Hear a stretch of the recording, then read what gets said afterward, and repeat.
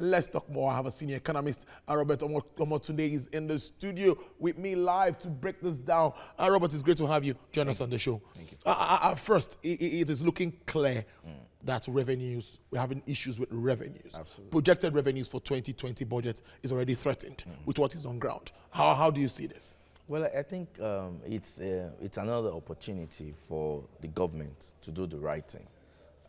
You do not waste a rare opportunity that we had in 2014-15, coming into 2016. This was when we had a major crash in global oil prices, and even in the history,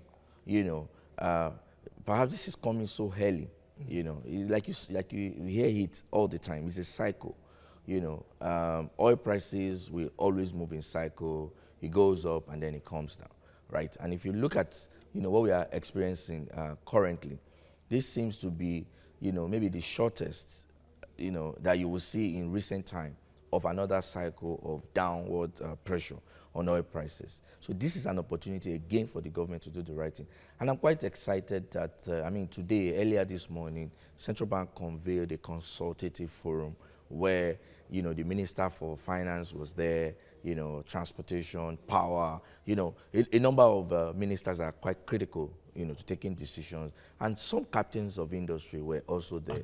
And the president was also proactive by constituting a committee to say, let's look into the possible effect of this. What is clear is that the budget assumptions will have to be revised, definitely.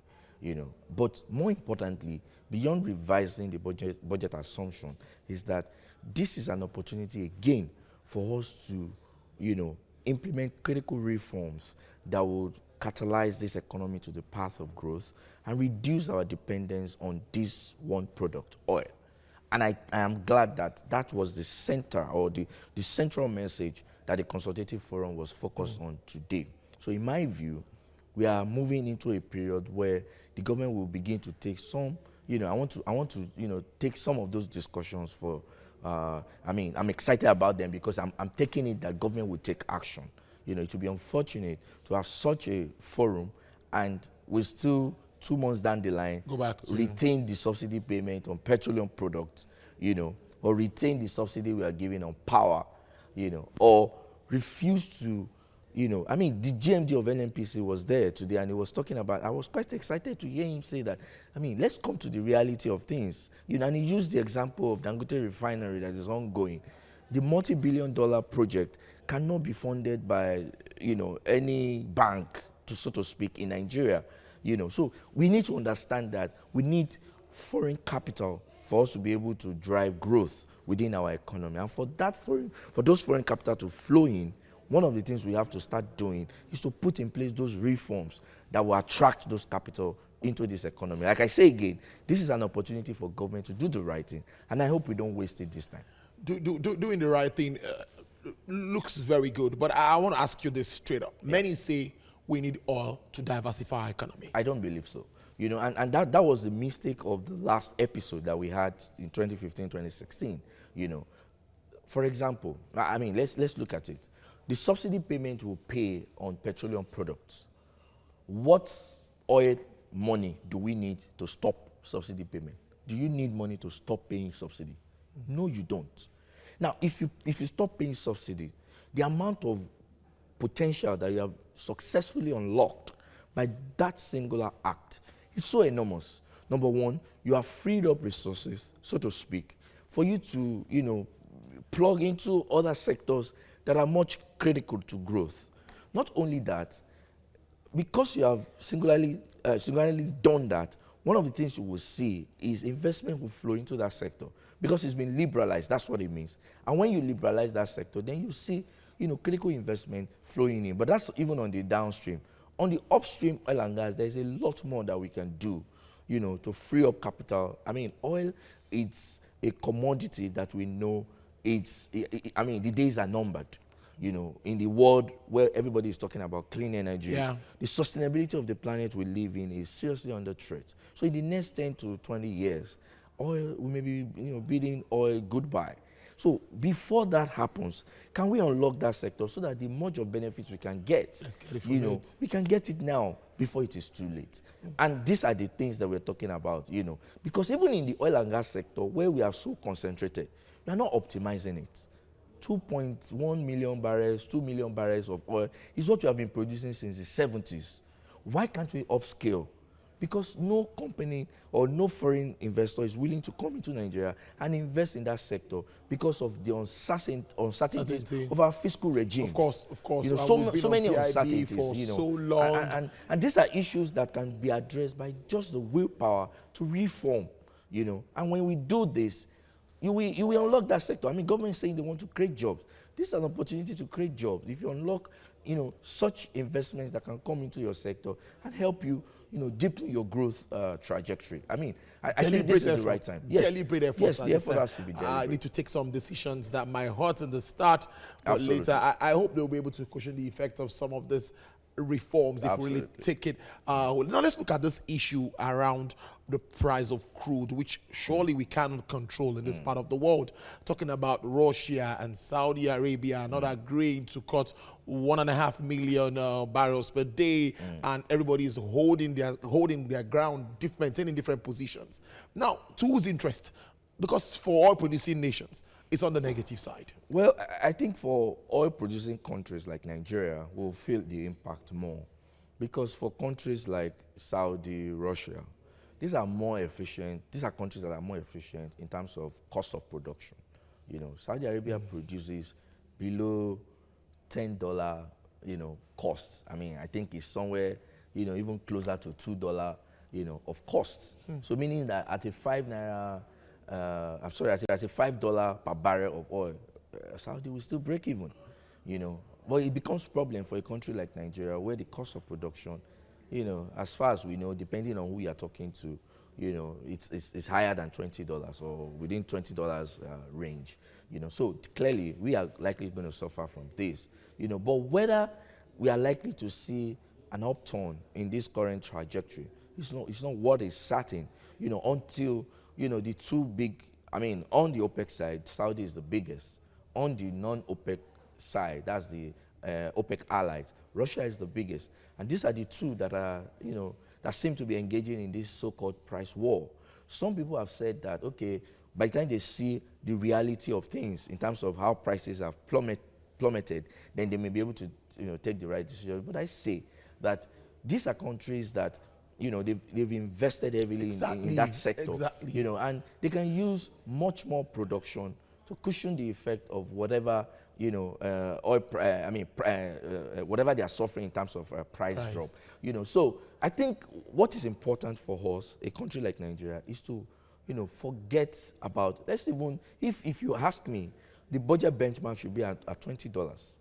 Yes. That will show that we are even much more serious. And in 2020, for example, we need to cut down the size of that budget. We said it before, in this studio, even the assumptions of government Of course. In that budget was too ambitious. It was overtly too ambitious, because when you compare the reality of the budget in 2019 with the budget of 2020, someone would ask for the head of those who prepared that budget. Because the truth is that if we had used the 2019 reality to prepare that budget, we would not be in this kind of conundrum that we have found ourselves. It was in 2019 that up to 3 trillion naira was government budget support that the government got from the central bank through ways and means. If you discount that and you realize that you did not achieve the much of revenue assumptions you put out, are we going to go ahead and put in more than a 7 trillion naira revenue assumption, which we knew, the ab initio, that even those who prepared the budget knew, even if there was no shock in global oil prices, we were not going to achieve 7 trillion naira in revenue inflow into the country. So we need to get much more serious, and do the right thing so that we can take this economy. This is a very critical time. Even before the fall, our economy was in a critical state that we needed to do something. The fall has even only compounded the issues that we have. You read that in your introduction, the import statistics. That's where I'm going, because unemployment level is growing you know, astronomically. I was talking to Prof. Kenny Faye yesterday, and he was saying that Nigeria is far better than what it was in 2015. There was a little bit of stability in what we were seeing before this crash in crude. But I'm looking at all of this. Look at external reserves from 40 billion in about August 2019. As we speak, it's about 36. You know, that's not looking too good. Then we talk about trade deficit of 9.79%. I beg you for, please. So again, like you said, the fall has compounded the issues, you know. But before now, there was a need to do to move critically for us to be able to salvage the situation. Capital outflow and the huge import blame was the major reason why we're, recording that consistent drop in the reserves. Right now, there's an additional, threat. The threat now is that the proceeds from oil has been reduced drastically because of this fall in oil prices. So one of the things that we would expect, for Nigeria to do at this time is to move the needle on our exchange rates. Yes, this is the time to do it. And I expect that because, again, economies, like we said, move in cycles.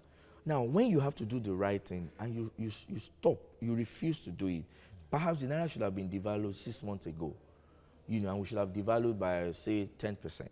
Now, that 10% devaluation, if it has been done, it could have, cushioned the effect of the reserves depletion that we suffer. Because if that's going to happen, now we have not done that. Now there's an additional pressure, and which was the same mistake we made in 2016. We delayed critical, decisions, and at the end of the day, we took that decision, and it was drastic. But it didn't have to be drastic if we allow the economy to be run on the basis of market principles. Market principles meant that Naira should have been devalued 6 months ago. We have not done it now. If we delay to do it within the next 6 months and oil prices remain where it is, we'll be in a big trouble. Let's end with this. Now, we're already talking about the monetary side. We're almost moving to what they should do now. Yeah. Central bank defending the Naira and a possible devaluation or whatever will happen. Moving on. How do you see this playing out if it happens? Because it's the central bank is still hard on saying that, no, we won't devalue. Well, I think, by the words of the central bank governor himself, he has said, by the time the reserves is getting towards a $30 billion level, and oil prices, comes down to as low as $20, then we have no choice. We have no choice. Right now, it's at $32, $33, right? Maybe our burning light is around 35. If we begin to see those metrics come up, then we can hold the central bank governor to his own words, to see whether he will do the right thing. But sometimes we don't have to do that, one of the things you do when you adjust your currency, when it needs to be adjusted, is that you balance the disequilibrium that you have. Now, a disequilibrium is sustained for a very long time without taking the right decision. It compounds the problem. So when you are now taking the decision, eventually, because you cannot avoid it, then it's major on the generality of the people. All right, that's Robert for you. He was always breaking it down so very well.